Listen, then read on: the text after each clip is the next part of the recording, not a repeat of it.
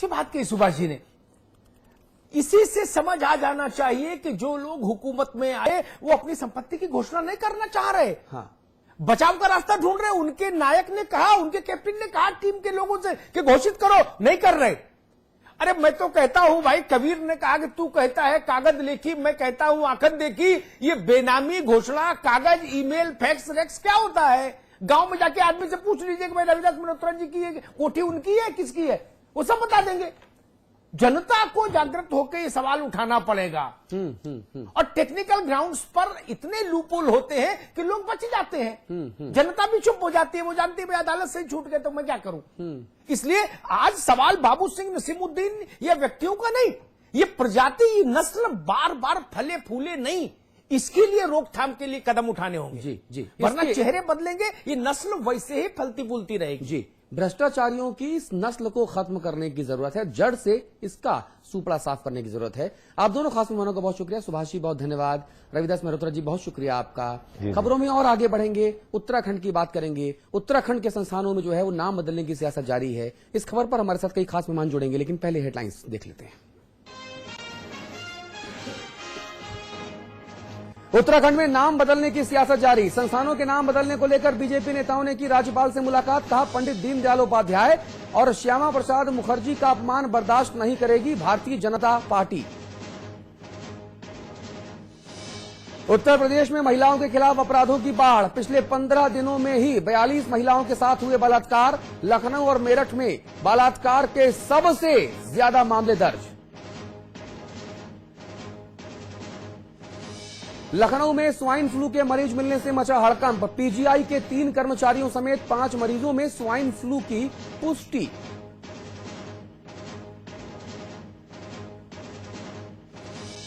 बिजली की बर्बादी को लेकर नगर विकास मंत्री मोहम्मद आजम खान हुए सख्त। कहा दिन में जल्दी मिली स्ट्रीट लाइटें तो अधिकारियों से हर्जाना वसूलूंगा। और एनआरएचएम घोटाले की जांच में देरी पर हाईकोर्ट ने सीबीआई को लगाई कड़ी फटकार। अदालत में पेश हुए स्वास्थ्य सचिव संजय अग्रवाल। कहा हमारी तरफ से नहीं हुई देरी, 29 अगस्त को फिर होगी मामले की सुनवाई।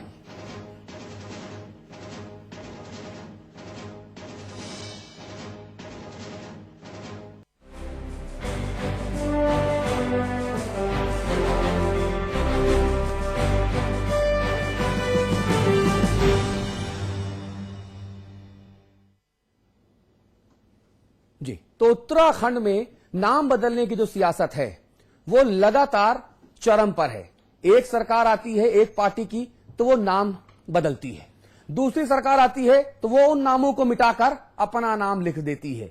और नाम की इस सियासत में करोड़ों, जनता के करोड़ों दाम वो खर्च हो जाते हैं, लेकिन नेताओं को इससे कोई मतलब नहीं, ताली बजाई जाती है।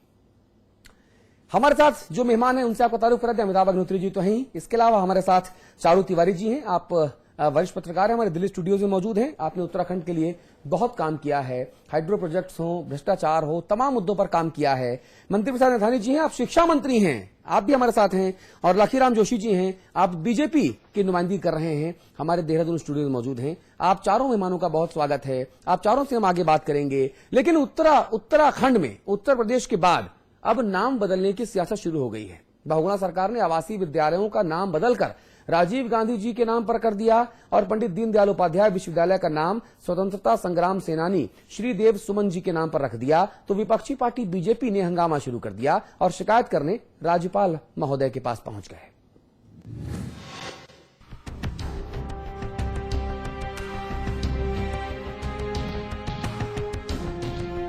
कहते हैं नाम में क्या रखा है, लेकिन साहब नाम ना होता तो फिर काम का मजा कैसे आता। और मामला जब राजनीति का हो तो लड़ाई सारी इसी बात को लेकर होती है कि भैया सेहरा किसके सिर बंधेगा। जी हाँ, और ये कोई नई बात नहीं है। उत्तर प्रदेश की सियासत को जानने वाले बखूबी इस बात से वाकिफ हैं। जहां सरकार बदलने के साथ ही बदलने लगते हैं योजनाओं और जनपदों के नाम। दरअसल सूबे की कांग्रेस सरकार ने अटल खाद्यान्न योजना और 108 आपातकालीन एम्बुलेंस सेवा का नाम बदलने की धमकी दी थी। विपक्ष इससे निपटने के लिए तैयारी भी कर रहा था, लेकिन बात मीडिया में आने के बाद सरकार ने इस योजना को ठंडे बस्ते में डाल दिया। बात आई गई हो गई, विपक्ष भी सुस्त हो गया। इसी बीच बहुगुणा सरकार ने नया तीर चलाते हुए दीनदयाल उपाध्याय विश्वविद्यालय और श्यामा प्रसाद मुखर्जी आवासीय विद्यालयों का नाम बदलकर शांत बैठे विपक्ष को उकसा दिया। स्टेट गवर्नमेंट की सरकार की जो है ओछी और संकीर्ण मानसिकता और इसमें राजनीति की बू आ रही है और राजनीतिक विद्वेष की भावना आ रही है।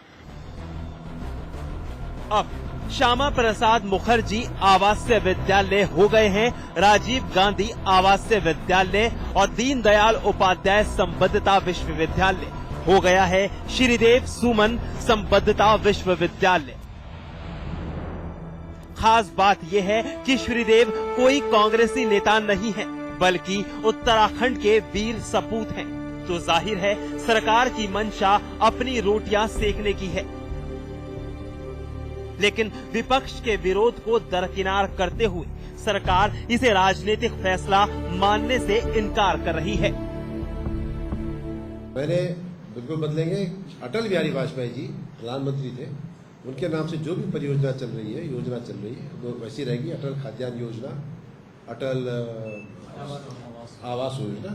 तो ये नहीं कि हम उनके हर नाम बदल रहे हैं, लेकिन बड़े सम्मान के साथ कहना चाहूंगा कि जो आपके नेता हो सकते हैं बीजेपी के, लेकिन राष्ट्र में उनकी विचारों की स्वीकृति या उत्तराखंड के लिए उनका कोई भी योगदान नहीं था। इसलिए ये निर्णय लिया गया। ये राजनीति से प्रेरित नहीं है, ये यहाँ के लोगों की भावनाएं और यहाँ के लोगों को सम्मान देने के लिए किया है। राजीव जी हमारे प्रदेश में पड़े हुए हैं प्रधानमंत्री के रूप में, उन्होंने इस राज्य के विकास में भी योगदान दिया, भारत के प्रधानमंत्री रहे और शहीद।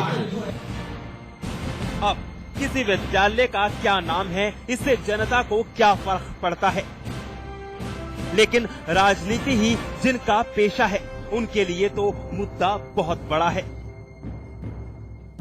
लिहाजा बीजेपी का एक प्रतिनिधि मंडल मामले की शिकायत करने के लिए राज्यपाल के यहां जा पहुंचा। ने अभी जो 2 नाम बदली किए हैं उसको अपना विरोध जताने के लिए और अपनी बात राज्यपाल जी सामने रखने के लिए गए थे और ज्ञापन उनको दिया गया था और उसमें 9 विधायक और बाकी हमारे पार्टी के वरिष्ठ लोग शामिल थे।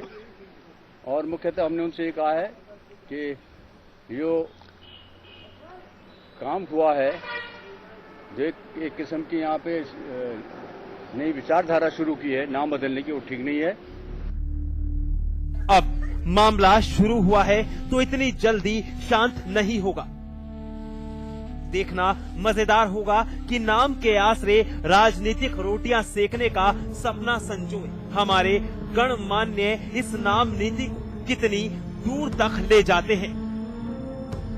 उत्तराखंड में नाम की राजनीति जमकर हो रही है। कांग्रेस ने बीजेपी के नेताओं के नाम धीरे धीरे योजनाओं से हटाने शुरू कर दिए हैं। भाजपा लाख हो हल्ला मचा रही है, लेकिन मुख्यमंत्री विजय बहुगुणा ने कहा है कि आने वाले दिनों में अन्य योजनाओं से भी बीजेपी नेताओं के नाम हटेंगे, यानी पिक्चर अभी बाकी है। कैमरामैन पवन के साथ मैं पंकज पवार, देहरादून समाचार प्लस। जी वाकई पिक्चर अभी बाकी है। उत्तर प्रदेश के बाद उत्तराखंड में भी राजनीतिक तौर पर नाम बदलने की जो सियासत है और उसके बाद जो हंगामा हो रहा है, उससे जनता कितना मुतस्सिर है, जनता कितना इत्तेफाक रखती है, जनता क्या सोचती है, ये राय भी हम आपको दिखाएंगे। लेकिन चर्चा को आगे बढ़ाते हैं। अमिताभ अग्निहोत्री जी हमारे साथ हैं, चारू तिवारी जी वरिष्ठ पत्रकार हमारे साथ दिल्ली स्टूडियो से जुड़ रहे हैं, मंत्री प्रसाद नैथानी जी हमारे साथ हैं और लाखीराम जोशी जी हैं। लाखीराम जोशी जी, क्या दिक्कत है भाई? मुख्यमंत्री जी कह रहे हैं कि भाई जिसने प्रदेश का योगदान विकास में योगदान किया उनका नाम रखा, इसमें क्या दिक्कत है किसी को? देखिए, दिक्कत तो मुझे लगता है उनको बड़ी भारी दिक्कत है। अच्छा, हमारी प्रदेश में भारतीय जनता पार्टी की सरकार रही, लेकिन हमने कांग्रेस की जो पूर्व सरकार द्वारा जो भी योजनाएं प्रदेश में लागू की गई थी, हमने कोई नाम नहीं बदला हमको सबको पता है कि उत्तराखंड राज्य के निर्माण के समय पर कांग्रेस की किस प्रकार की जो है दुशासन की भूमिका रही, कैसे यहाँ महिलाओं के साथ अपमान किया गया, कैसे यहाँ के नौजवानों को गोलियों से भुना गया। उत्तराखंड बना है तो भारतीय जनता पार्टी ने बनाया है, इसमें कांग्रेस का कोई योगदान नहीं है। और अगर कांग्रेस ये कहती है कि यहाँ दीनदयाल उपाध्याय जी का और उनका डॉक्टर श्यामा प्रसाद मुखर्जी का कोई योगदान नहीं है, तो हम तो कह रहे हैं कांग्रेस का भी कोई योगदान नहीं है उत्तराखंड राज्य के निर्माण में जी। और जिस प्रकार से नाम की राजनीति जो है कांग्रेस कर रही है, जब से 5 महीने के कार्यकाल में इनको देखा गया है, इन्होंने जो भारतीय जनता पार्टी शासन के दौरान जितनी भी जो है हमारी जनहित की योजनाएं थी, सबको जो है समाप्त करने का इन्होंने एक अभियान चला रखा है पूरे प्रदेश में। अच्छा ठीक है, चाहे वो जरा मंत्री जी से स्थानांतरण पूछ लेते हैं। जोशी जी, छोटे छोटे सवाल, छोटे छोटे जवाब, तो बहुत सारी बातें हो पाएंगी। नैथानी जी, क्यों ऐसा कर रहे हैं भाई? नाम की सियासत क्यों कर रहे हैं? काम काहे नहीं कर रहे?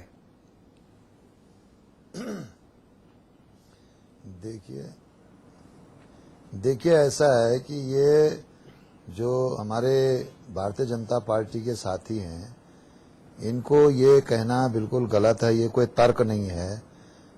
राजीव गांधी नवोदय विद्यालय खोलने की ये पिछली कांग्रेस सरकार में ही ये विद्यालय स्वीकृत हुए थे और इन्होंने बीच में जो है राजीव गांधी जी का नाम हटा करके श्यामा प्रसाद मुखर्जी का नाम उसमें रखा।